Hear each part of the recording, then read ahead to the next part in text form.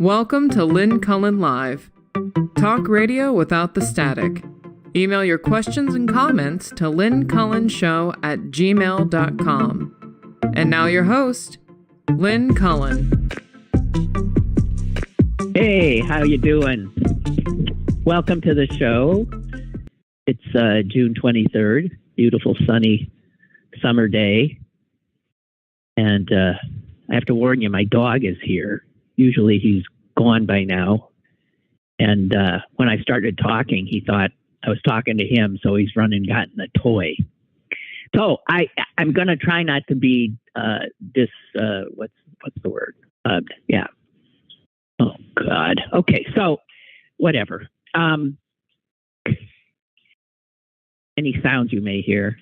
All right, I'll stop. See, distracted, that's what it is. He distracts me, which is normally a good thing. That's why having a dog is a wonderful thing. They are wondrously distracting, and often in a joyous or comical way, right? I saw that the Westminster Dog Show, I don't watch it. There's something weird about the whole spectacle to me. It's just bizarre. I mean, the humans being the most bizarre part of it. Them prancing around with the dog. It just seems absurd to me. And by nature, I just hate ranking things like this one is better than that one, which is bullshit. I'm sorry. This need to say that this one is the best when they're all obviously extraordinarily beautiful representatives of their species, most of which, speaking of the species, have been fiddled with by the species that loves to fiddle with other species, namely Homo sapiens. I can't get into it. I did get a kick out of the picture I saw of the winner this year, because I'm not into frou-frou dogs. I know they're wonderful. I love dogs, but they're just not my, the chemistry ain't there for me. But this dog, a bloodhound, is just wondrous face of misery. I mean, his eyes he looks like the most depressed animal in the universe. And the thing is, I'm sure he's not. God's sakes, he's a champion. But the look is that's how we Homo sapiens would perceive his eyes and his demeanor. Anyway, I'm sorry. I'm avoiding everything because, again, see, my dog distracted me. I really don't know what this is. Never happens. And this brings out another aspect of my personality, which I try to keep in check, which is anxiety. Because somebody is not where they're supposed to be at a certain time, I then leap to, catastrophization. Were they in a car accident? Wouldn't have forgotten. Okay, I'll stop. I'm sorry. You didn't sign on for this. I'm also anxious today because I've got an appointment that I cannot break that is right when the hearings start today, and I have been religious in my watching the January 6th hearings, and so I'm going to be a wreck that I'm missing. It'll be about an hour, I suppose, of the hearings, which means I'll maybe be able to, get quite a bit of it in. But today's the day when they zero in on Trump's efforts to use the Department of Justice to throw the election. It's just, the case that they're building is mind-blowing. And if the case they're building is not grounds for indictments of a number of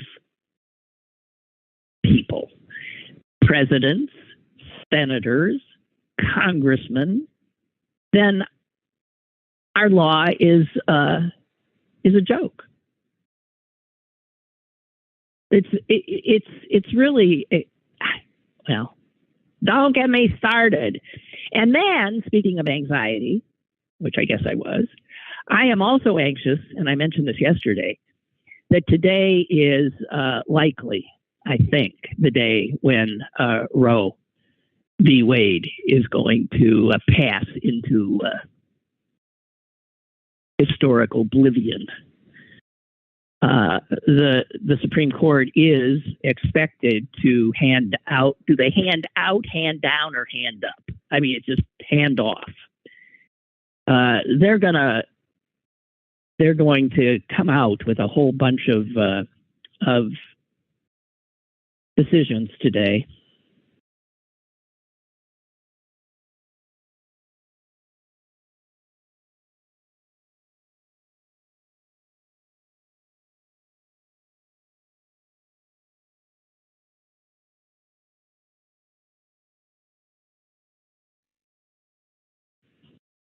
A poll, I guess, an article about how feminism,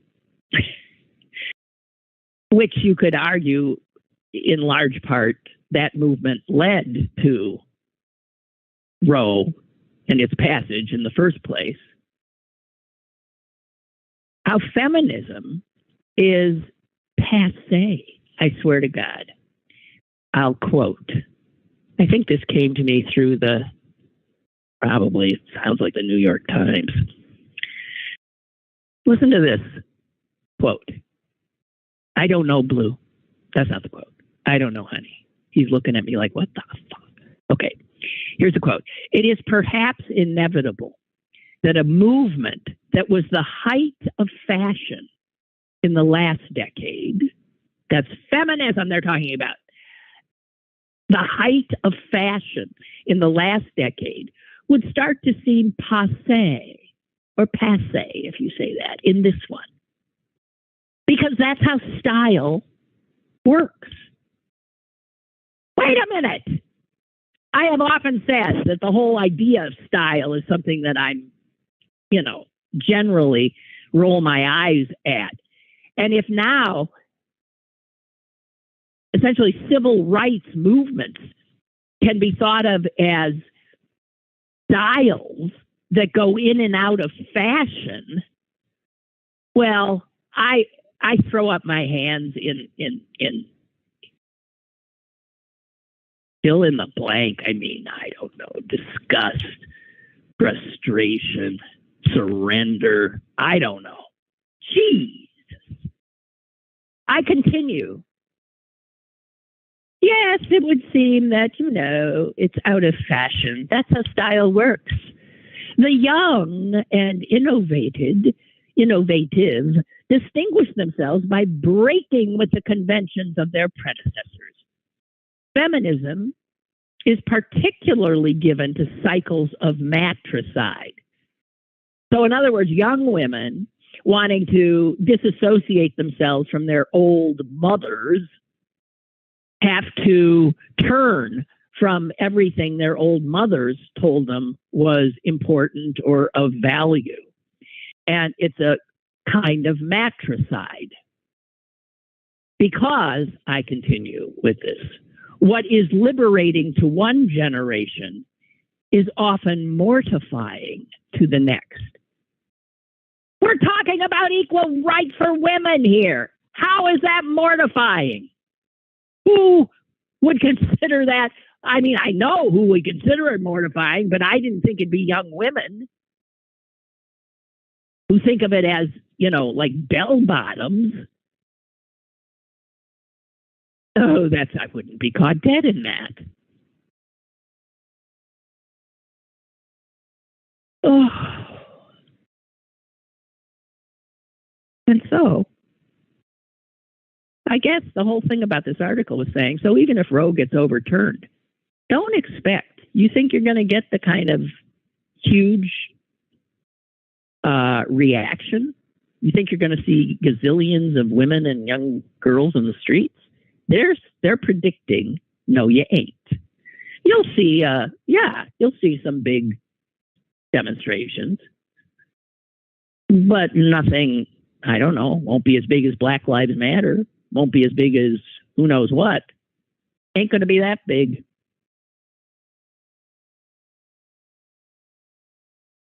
And then they quote a recent poll that asked people to agree or disagree with this statement.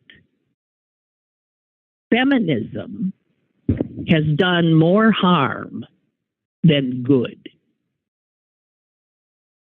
Okay? That's the statement.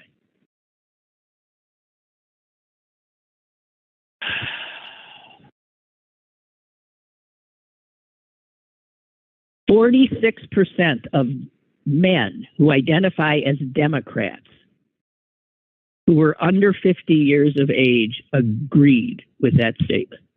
Okay, almost half of Democratic men under 50 agreed with the statement that feminism has done more harm than good. Are you kidding me? Is that because maybe they didn't get a job because some woman got it? Because they were the first generation who really had to actively compete on a somewhat level playing field?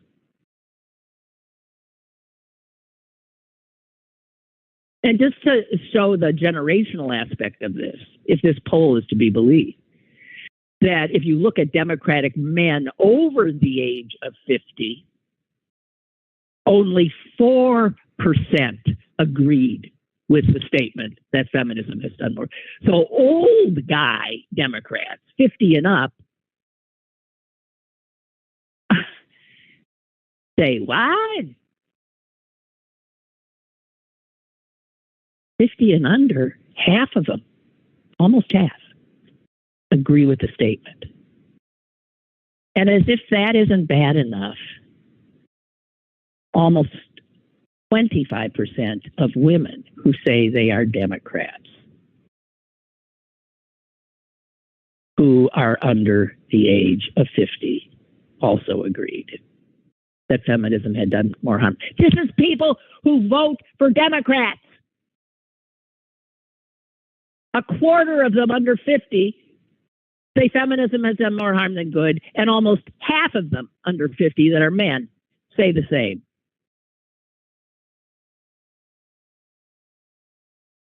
I don't even, I can't even.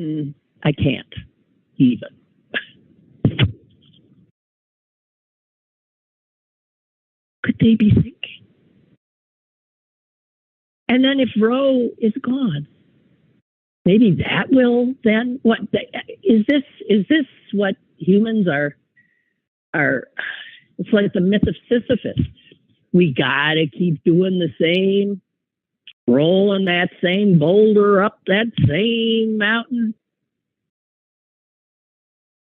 over and over and over again. Amazing. Amazing. I point all of this out on a day, or I don't know if it was the exact day. It was 50 years ago. There's that 50 again. It's a big number today. Over 50, under 50. 50 years ago, 1972, there was a little sort of thing tacked on to the, what do you call that when they do it again? When they sign off again on the Higher Education Act that already existed and had various subtitles, Title I, Title II, and two women who happened to be in the Senate of the United States at the time, and I'm blanking on their names except for one from Hawaii, Patty Mink, slipped in something called Title IX to amend to that act which had initially, I believe, been passed in 1965. And I always understood, and it passed, and I always understood that Title IX was specifically about sports. That if money was given, like federal dollars were given to a school, or not even federal, just if public dollars were given to schools, that they could not discriminate against girls and women in dispensing with those monies. Hence, they had to offer sports and teams and the ability to compete to girls and women and young women, which had not been the case. I mean, people often, I was telling somebody this the other day, and they couldn't believe me. I actually started to think, am I not remembering this right? Again, this where you start questioning your own self about something you absolutely know to be true. Excuse me for a minute. I'm going to remind me, will you, what I'm talking about? But I really am going to quickly. I'm concerned. I don't know what else to do. I got a text. Got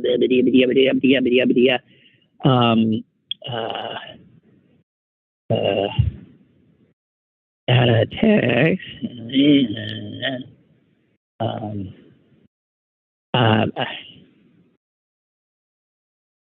Okay. The one thing I got. I've done it. Okay. Now I feel better. Okay. Okay. So this is my experience in life. I graduated from high school in 1966. And when I graduated, I mean, women were second-class citizens in almost every way. All begrudgingly, they'd been given the vote. That was about it. And I was raised in that environment. I was never raised to think for a minute that I could be an independent person. I was raised with only one, well, I always said it was like 3 possibilities in my life. The obvious one is you're going to get married and make some lucky man a wonderful life and give him children. The other thing, if for some reason I was a rebel and didn't do that, then I could kind of make my own way. And there were 3 things available to me. I could be a secretary, which I was. I could be a nurse, which I'm too squeamish to be. Or I could be a teacher, which I don't have the patience to be. And I swear, I had no sense that, oh yeah, retail, I tried that. I can't stand on my feet for long. My back always went out. So I was very aware that I was extremely limited.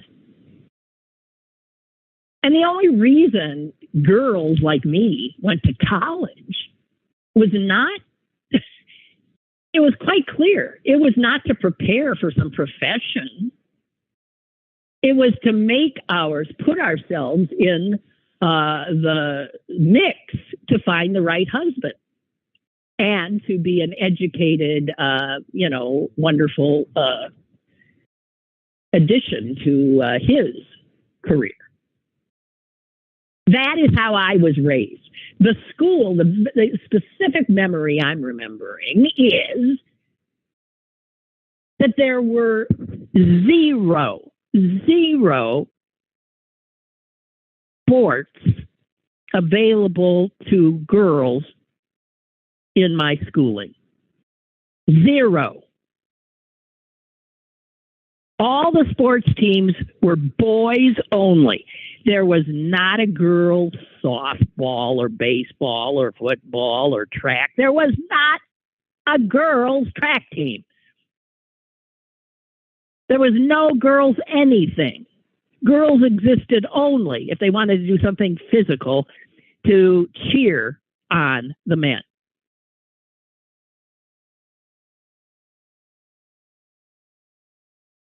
Title, and people said, oh, that can't be true, because a lot of you guys who are every bit as old as me, and some even older, will tell me that your high schools had these teams. Well, lucky you.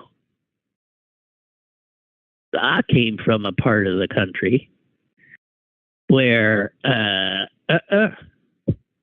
wasn't even discussed. It would have been unseemly, I guess. It would have been like, what?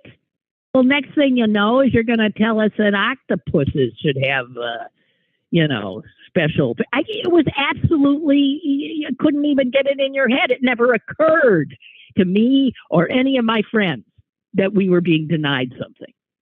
It is just the way it was. So Title IX, 50 years ago, comes in and blows that up. And that high school of mine must have had to, with a gun pointing at his head, had to finally do the, Blue, it's okay. He's freaked because you're late. Yeah, he's really freaked. He's looking at Jasmine like she's an intruder. Yeah, well, okay. Have fun, you guys. Bye. Bye. Okay. So Title IX is huge. There's I've seen numbers now that over 50% of all girls in school are on teams. They get the same benefits, physical, mental, social, that only boys did in my generation. Do we have to learn this stuff all over again? Good God. Excuse me. But I always thought that Title IX was just about that. And I was totally wrong because I just read it today. And it was not. It was about higher education in general. It was saying to people who ran schools, hey, guys, stop discriminating against girls and women. If something's offered for boys and men, then you got to make an equal offering to girls and women. And that had to do even with admissions, with letting girls in to schools in the first place. Let me read it to you. Here's all they slipped into that existing bill. Title IX, no person, they don't even say women, no person. You know what? How is this doesn't work for trans people? Okay, no person in the United States shall, on the basis of sex, be excluded from participation in, be denied the benefits of, or be subjected to discrimination under any education program or activity receiving federal financial assistance.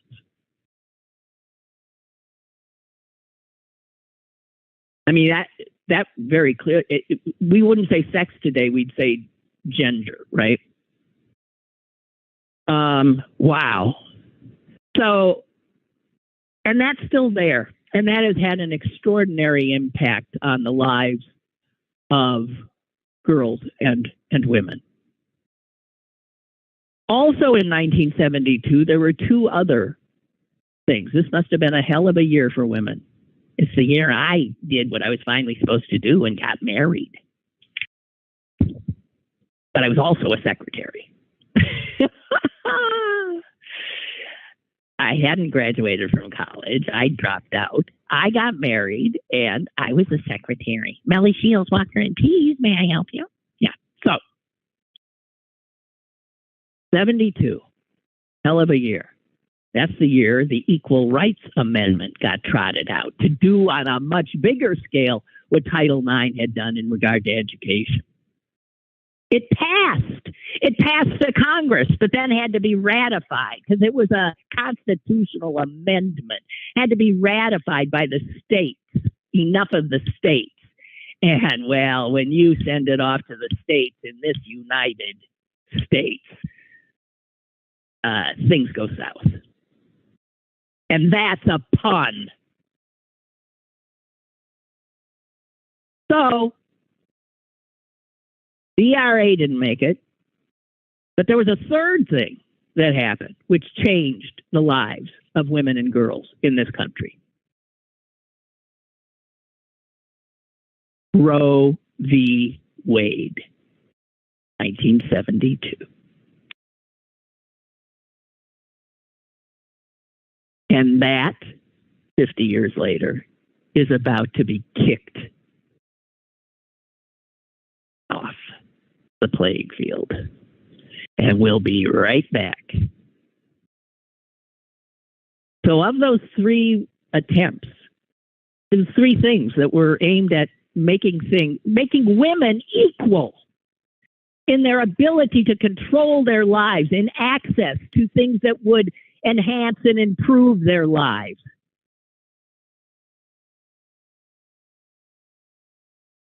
Could be by the end of this day, only one of those things will still be there. Title IX.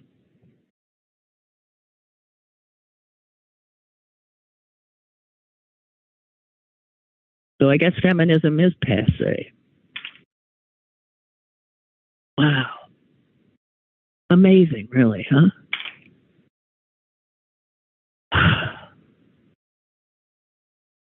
Well, I mentioned the hearings. I was upset that I'm going to miss part of them today.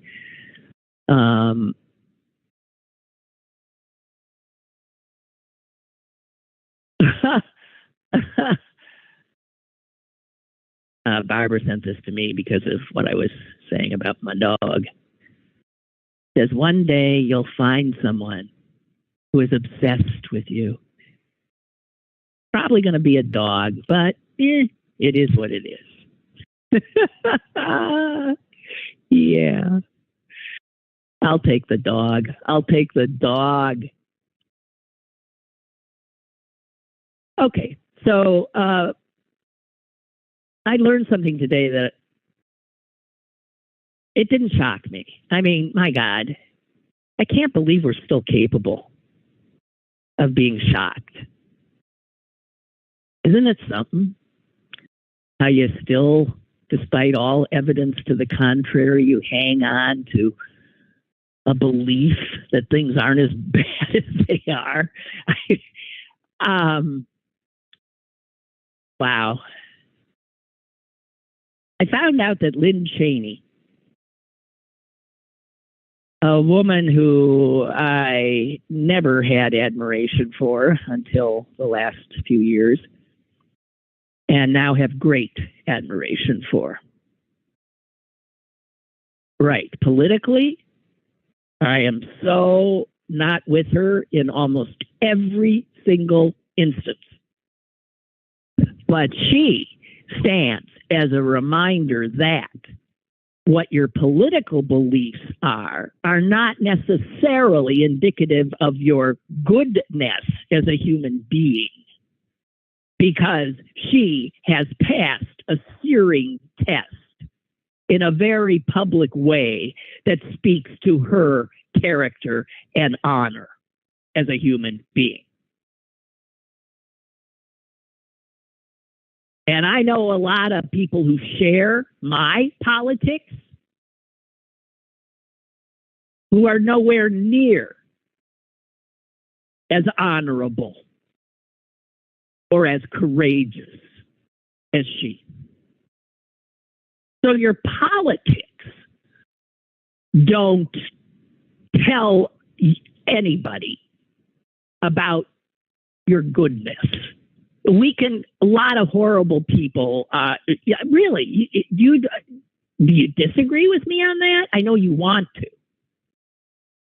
You want to.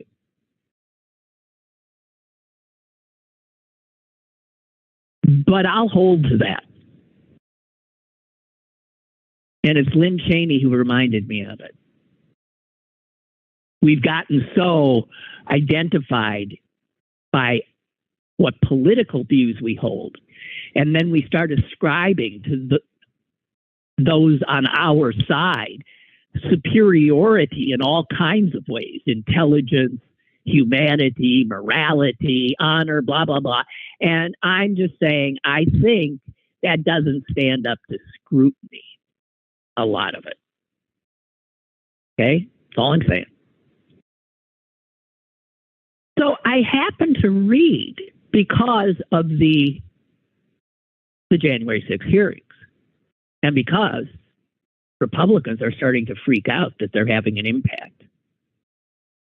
They are. You won't hear them say it, but they are. And they are because they're having an impact. And it ain't good for Donald Trump and the Republicans. And so, as the hearings have demonstrated the lengths to which the Republicans and Trump supporters will go to achieve their ends, it is not surprising to know that the threats against the members of the committee have grown. There were always threats. But you don't see, have you heard Lynn Cheney? I'm sorry, do I call her Liz every once in a while? Yeah. Have you ever heard, it is Liz Cheney. Oh, it's her mom is Lynn. Liz, Jesus Christ, Cullen, Pete, to do it in such a public way. Excuse me. Liz Cheney, have you ever heard her complain about getting threatened and the impact on her personal life? Have you ever? Because I haven't. I have not. Not a peep. It's amazing. Because she has had her life so circumscribed by her honorable actions that she can't make a move without a phalanx of security around her. So obvious are the threats against her.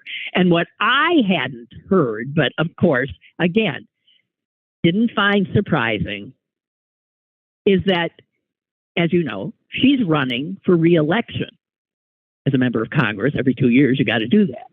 She's running for re-election to the seat that she has held for some time in Wyoming. She is trailing badly in the polls because Trump and the Republicans have poured everything they can into taking revenge on her and getting her the hell out of D.C.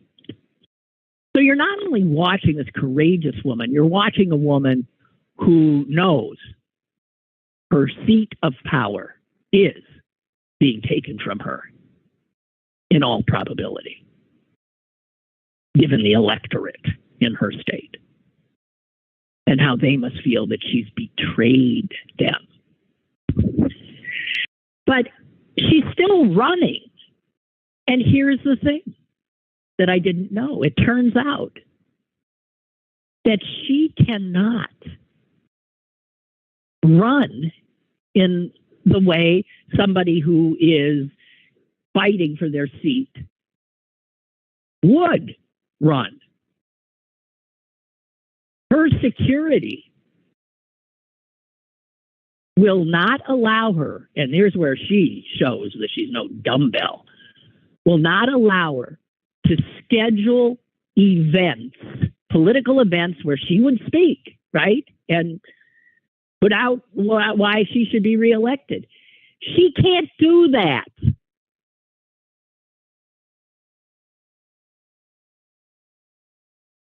Because if someone knows where she's going to be, standing up on a stage somewhere all by herself, why, that'd be the time to take her out. So she literally, to save her life, cannot defend her seat in Congress as she would if not for the knowledge that there are people out there intent on assassinating her. And people out there who have shown that they not only will use violence, that's part of what the January 6th committee is all about, but also people who are very clear that they believe it is their right to take on this tyrannical government in this kind of way.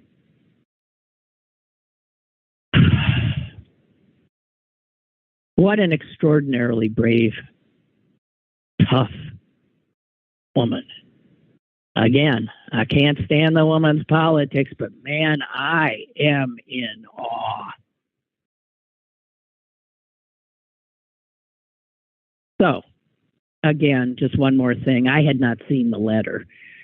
The other Republican on the panel, Kinzinger, who's going to be the main questioner in today's hearing,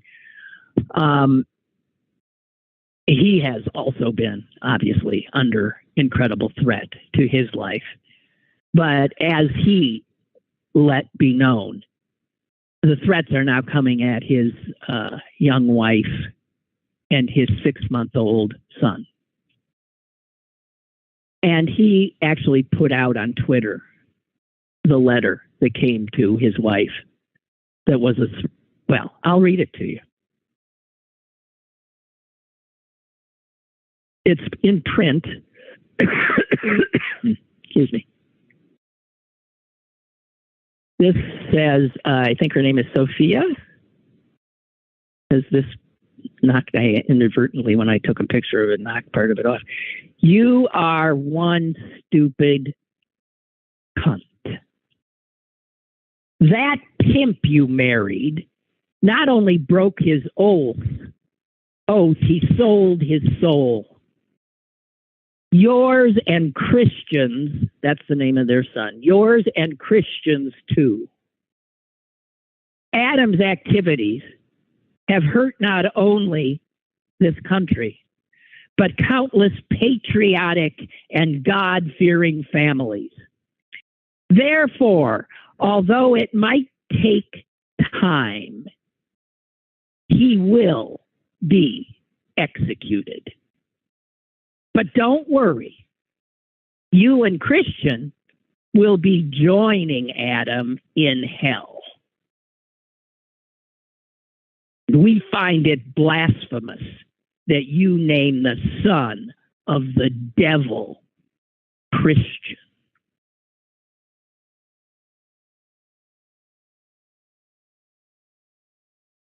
That's the letter. Wow.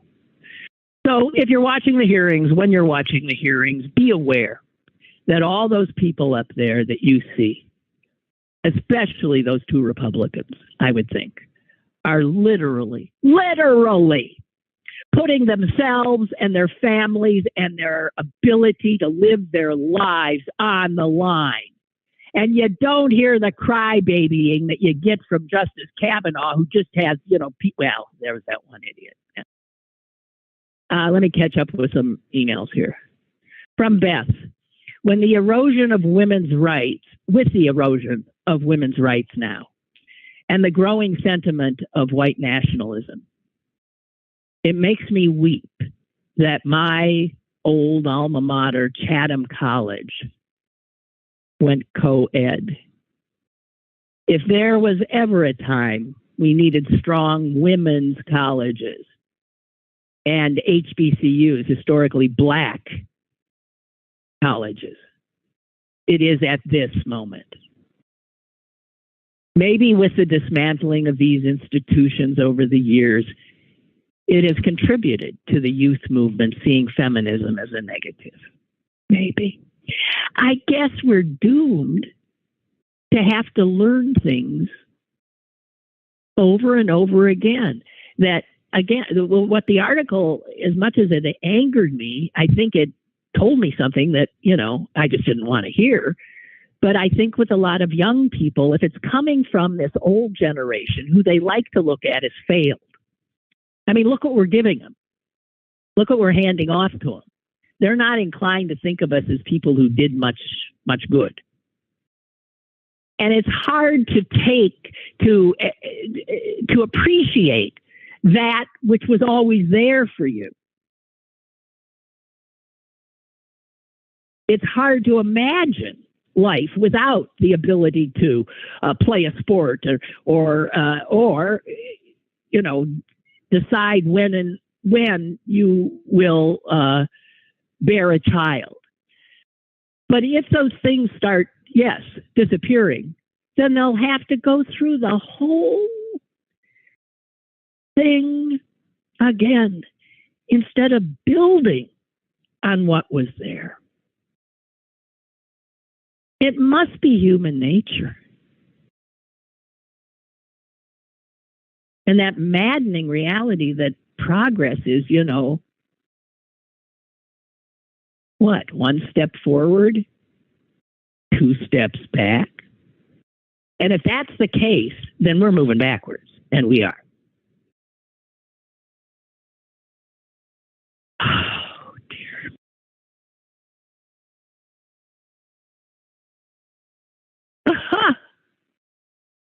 Well, this is out of nowhere.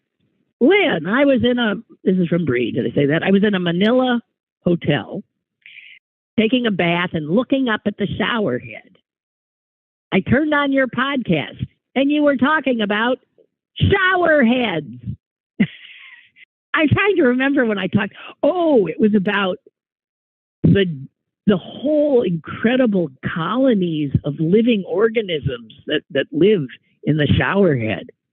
Right. That was some time ago. Anyway, Bree found that a remarkable coincidence, which, it would seem.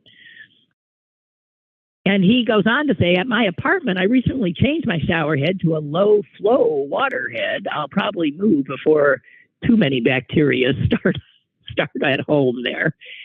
I was in Singapore recently. It is so expensive there. Anyway, hope you're doing well. Well, Bree, man, you get around. But, I've never been to the part of the world you've lived your life in. I've never gotten to Asia. Is Israel Asia? Israel's like Pennsylvania. It's neither, Pennsylvania. Is it Eastern? Is it or Pittsburgh? Pittsburgh. Are we Midwestern? Are we Eastern? We're neither. Israel. Is it where? What is it? I think the Middle East is generally considered Asia. It sure as hell ain't Europe.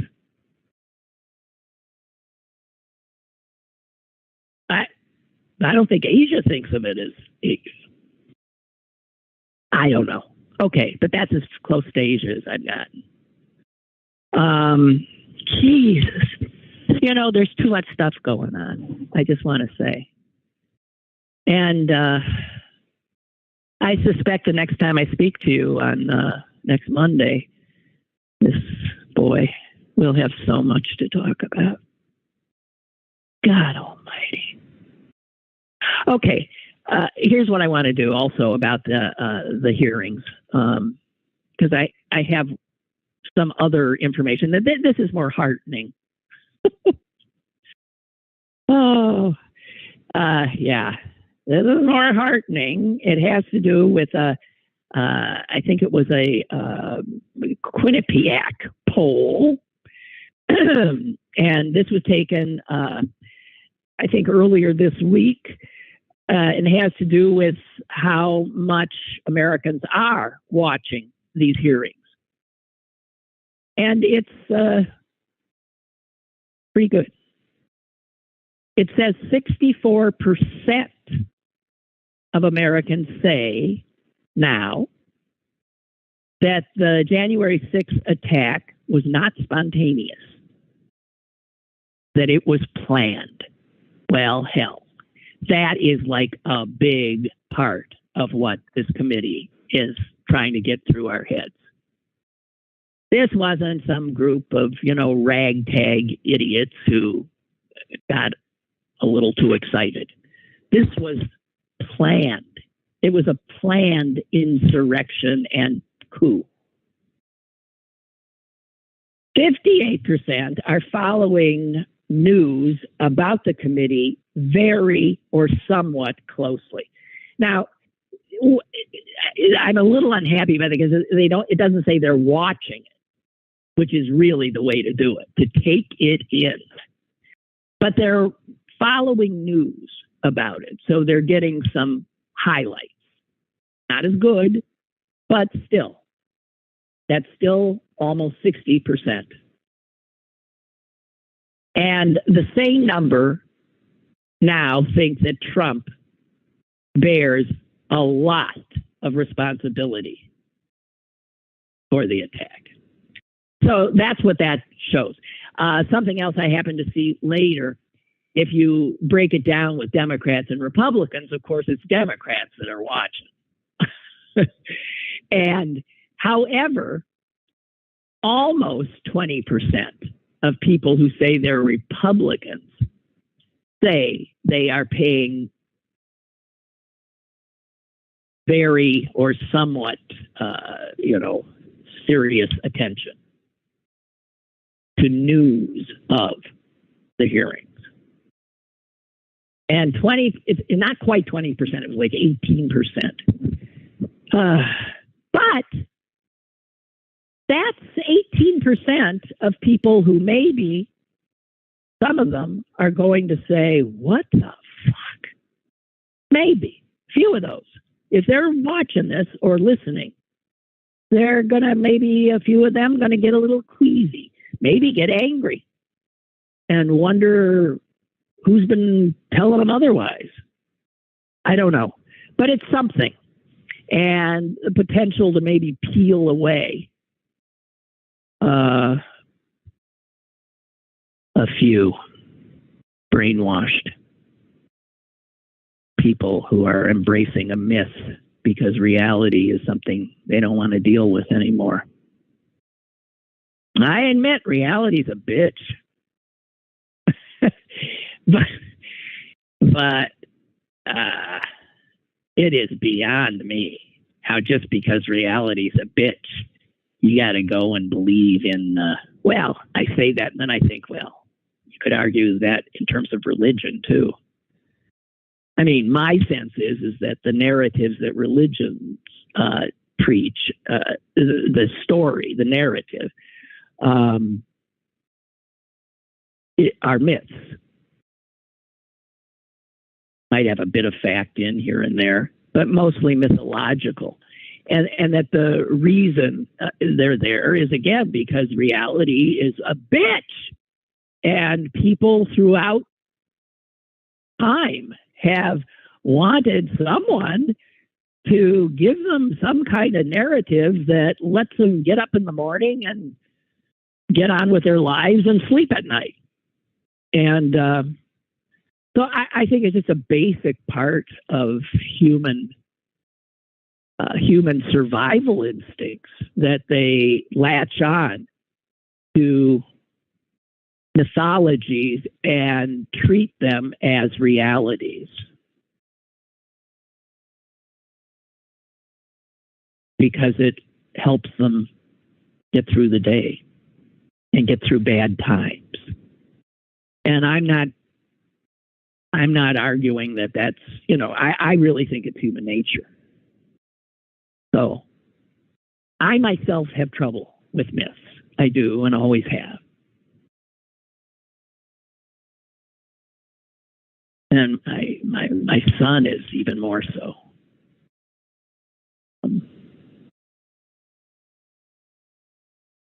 One of my favorite stories about him. I told it to you before, but I'm going to tell it again because it's come up because I'm talking about myths.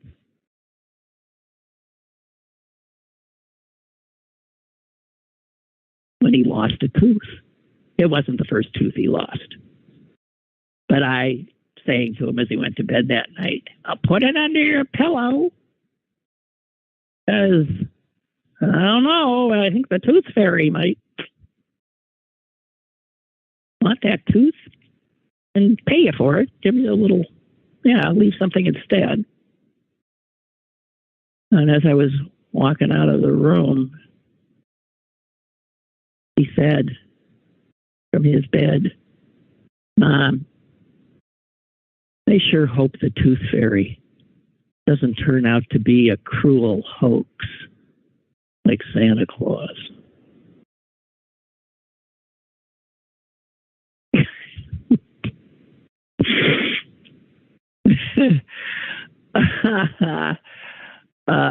Yeah. Well, I never perpetuated the Santa Claus thing with him because I did not. But I also made clear that he was never to tell his friends that believed in Santa Claus that there wasn't. And as far as I know, he's a sweet child. I don't think he ever would have.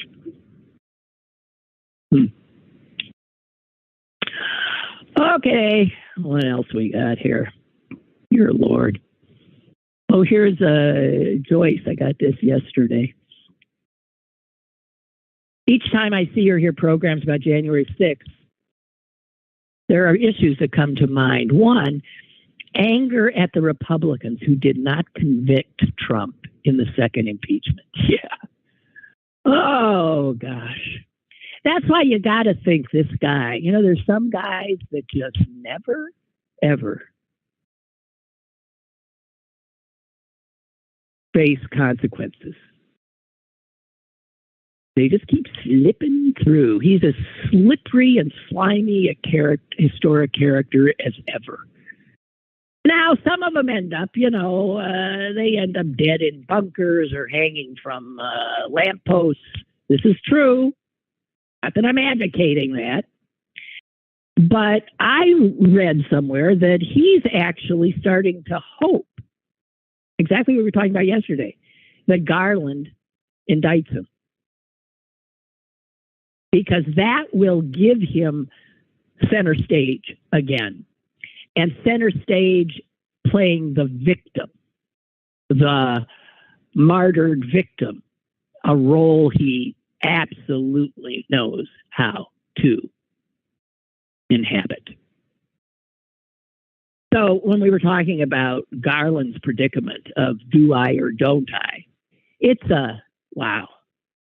You wouldn't really want to be the one. I do think he has to indict, but it is going to set off a kind of blowback that could, in fact, be frightening.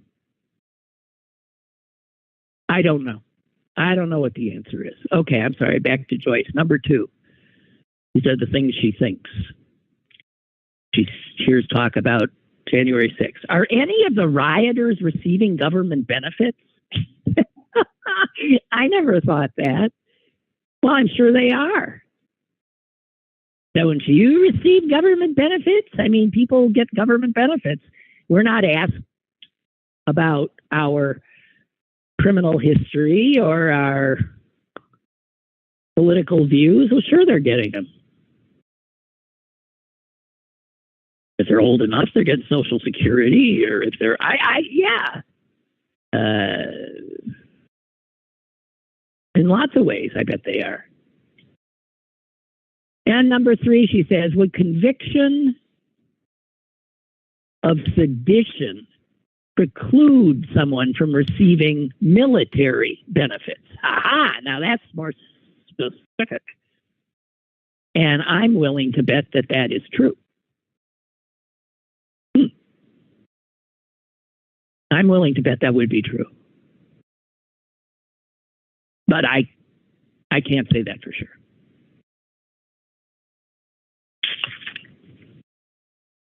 And then there's one other thing I have here. Do you remember right after January 6th how all these corporations, held quick meetings with their public relations people and decided they would come out and say, well, we're not giving any more money to the PACs or the reelection campaigns of these people in Congress who voted to decertify Americans' votes. Well, yeah, that was then.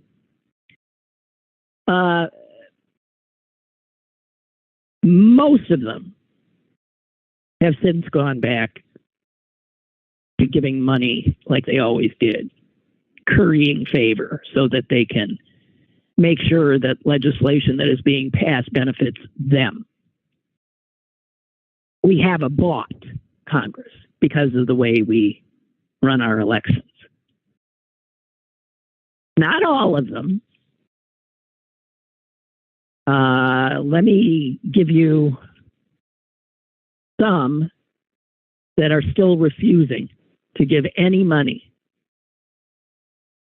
to these seditious members of Congress. And remember them, because these are guys you would want to reward by, buying their product. Nike, PepsiCo. Yeah, but see, now, wait a minute. I just saw, I saw some kind of a banner that was at the recent Texas GOP convention where they put out that platform, saying that only white people essentially should vote and women are second-class citizens and black people, should go back to the plantation. I don't know. It was the most unbelievable, retrograde, undemocratic, frightening thing you've ever seen. And I saw that on the sponsorship thing at the bottom, the corporations that had given money to sponsor the convention, Pepsi. So I guess they're very specific. I guess Pepsi had come out and said, well, we won't give to the PACs of those specific guys, but we will help underwrite the Texas Republican Convention. Okay, so here's Nike, Lyft, Cisco, Prudential, Marriott, Target, and Zillow. That's the only ones I have. There are apparently 85 altogether that stuck to their guns. But a whole bunch of others went back.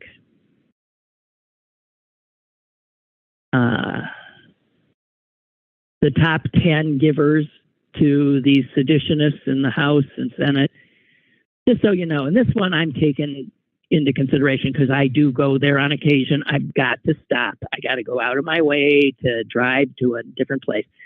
Home Depot.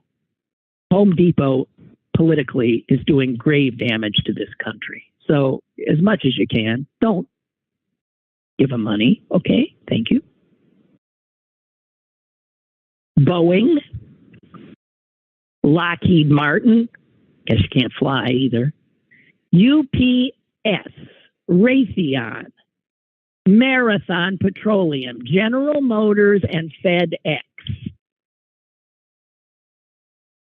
They have, and Koch Industries, of course, they have given almost $32 million to the House and Senate members who voted to overturn the election since January 6th.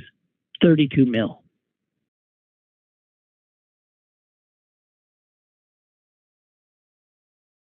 So, just want you to know. And I think that's about it for me. Hey, the gas tax thing, the federal gas, that's 17 cents. That doesn't amount to anything. That's bullshit. It's just. However, the Pennsylvania state tax is the highest gasoline tax in the nation. We are paying in Pennsylvania more than almost anybody except California ever does. 56 cents a gallon goes to Harrisburg. And I would think that's the kind of thing that even the Republicans in Harrisburg might be inclined to agree to drop back, way back, or do a holiday altogether on. Don't you agree? Because 56 cents a gallon does have a much bigger impact, certainly, than the federal 17%. 17 cents, excuse me. 58 cents. Yeah. So I'm just saying. But of course, it's another political institution in the United States of America in 2022, and the chances of them doing anything that will benefit we the people is unlikely, I guess. All right, guys, that's it for me. I have anticipatory anxiety today because of Roe, but it's not like I don't know what's going to happen. It's just I'm nervous about how if they in any major way ameliorated the impact of that leaked document we saw. And again, being the optimist I am, I suspect not. Listen, have a great day, and again, I'll talk to you on Monday. Be safe, be vigilant, deal with reality.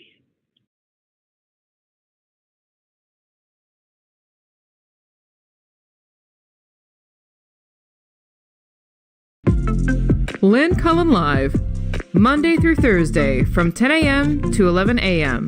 and archived at pghcitypaper.com.